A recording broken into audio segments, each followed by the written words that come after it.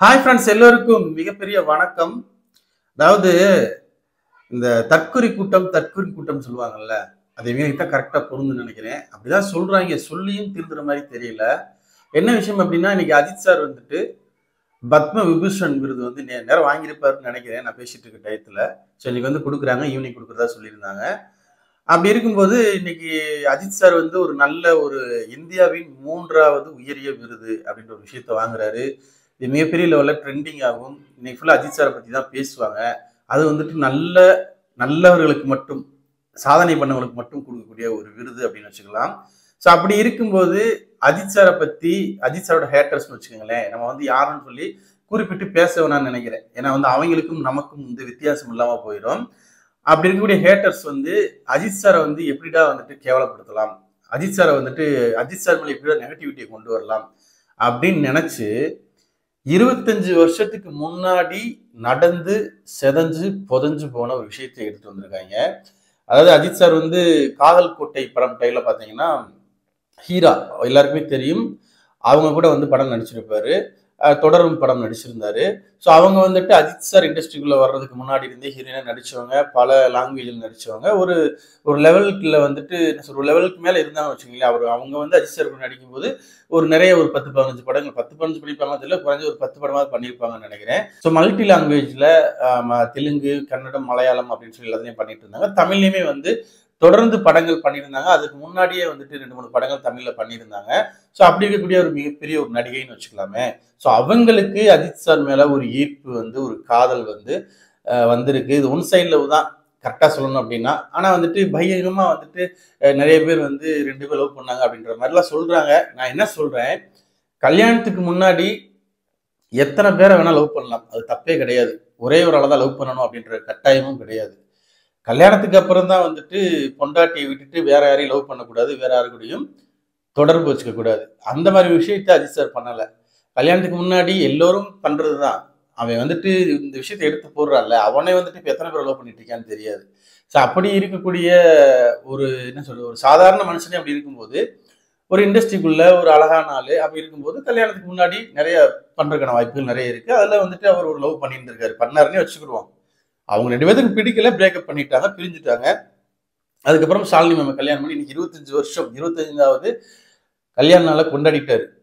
ஆனா 25 வருஷத்துக்கு முன்னாடி புதஞ்ச ஒரு விஷயத்த இன்னைக்கு எடுத்து அதை பேசி அஜித் சார் மேல நெகட்டிவிட்டி பரப்பணும்னு நினைக்கிற இந்த மாதிரி ஒரு தற்குறி கூட்டத்தை என்னன்னு சொல்றது? இன்னைக்கு நீ யார தலைவனா நினைச்சிட்டு இருக்கியோ, அவரு கல்யாணத்துக்கு பிறகு குடும்பத்து கூட இல்ல. 2 பேரை வச்சிருக்காரு அப்படின்னு தான் சொல்லணும். 2 பேரை வச்சிருக்காரு. அது காதல்லாம் சொல்லக்கூடாது. கள்ளக்காதல் பண்ணிட்டு இருக்காரு.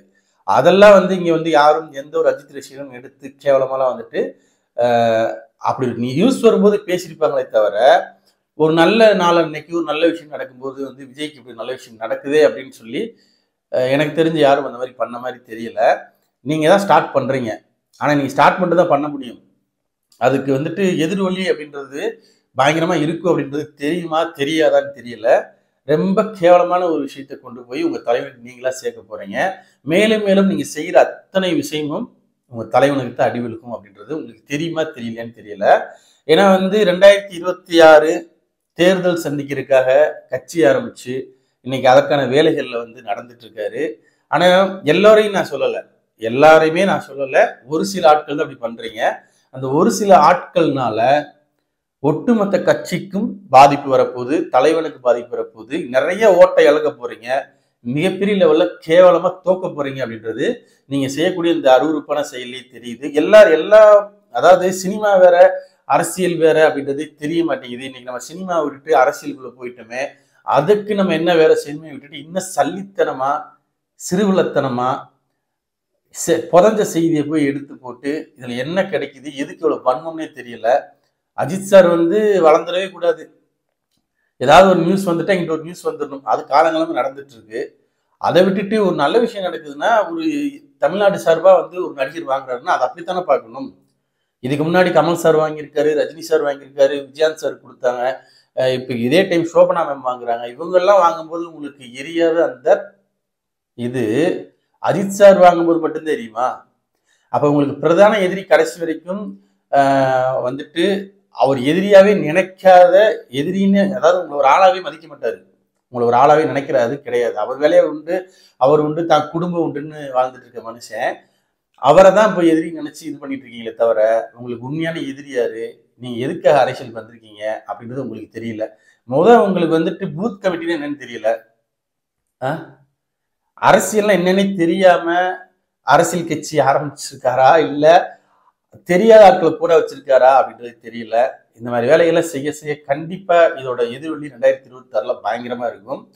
இது லாஸ்ட் அண்ட் ஃபர்ஸ்டா வச்சுப்பீங்கன்னு நினைக்கிறேன். இது வந்து எனக்கு ஒரு மாதிரி ஒரு நல்ல விஷயம் நடக்கும்போது அதை வந்து கொண்டாடணும் பரவாயில்ல, அதை வந்துட்டு நெகட்டிவா மாத்தி அதை வந்துட்டு டைவெர்ட் பண்ணி விடக்கூடாது.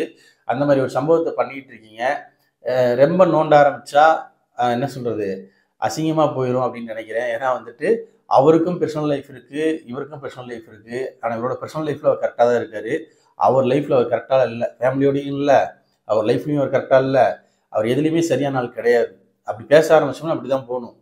ஆனால் வந்துட்டு ஒரு சினிமாவை பார்க்கணும். படம் நல்லா இருந்தால் படம் நல்லா இருக்குன்னு சொல்லி, நல்லாலும் நல்லான்னு சொல்லணும். அவ்வளோதான், அதோட முடிச்சுக்கணும். அதை விட்டுட்டு கேவலமான விஷயங்கள்லாம் பண்ணிட்டு இருக்கீங்க. இது எங்கே கொண்டு போய் விட போகுதுன்னு தெரியல.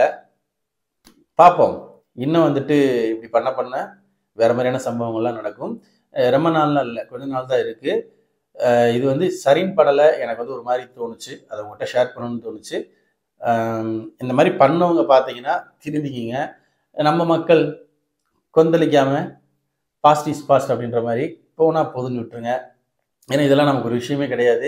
இவங்களுக்கு வேற ஒன்றும் கிடைக்காதுல்ல. ஏதாவது ஒன்று இறந்த செய்தி தான் எடுக்க முடியும். இப்போ கரண்ட்ல இருக்க ஒரு செய்தி கூட இவங்களால சொல்ல முடியாது. ஒன்று வடை சுடுறது, இல்லைன்னா செத்துப்போன செய்தியை கொண்டு வர்றது. இவங்களுக்கு வேற என்ன தெரியும், ஒன்றுமே தெரியாது. தற்குறி கூட்டம். நம்ம சேனலில் ஒரு வீடியோஸ் பிடிச்சிருந்தா லைக் பண்ணுங்க, கமெண்ட் பண்ணுங்க, ஷேர் பண்ணுங்க. அப்படி நம்ம சேனலை கொஞ்சம் சப்ஸ்கிரைப் பண்ணி சப்போர்ட் பண்ணுங்க. அப்புறம் அடுத்த வீடியோஸ் போடுறதுக்கு மோட்டிவேஷனாக இருக்கும். Thank you friends.